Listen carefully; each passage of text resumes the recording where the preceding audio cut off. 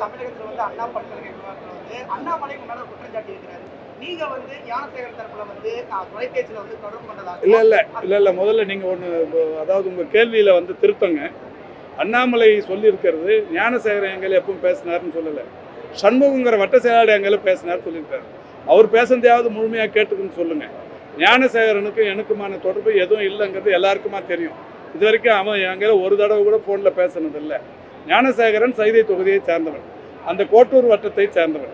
நான் ஒரு முறை மழை வெள்ளத்துக்கு நானும் துணை மேயர் மகேஷ்குமாரும் அலுவலர்களும் போனப்போ காலை சிற்றுண்டியை வட்ட செயலாளர் வாங்கிட்டு அவன் வீட்டு வாசலில் சாப்பிட்டு வச்சார். அப்போ என் கூட ஒரு ஃபோட்டோ எடுத்ததை தவிர அவனுக்கு எனக்குமான எந்த தொடர்பும் இல்லை.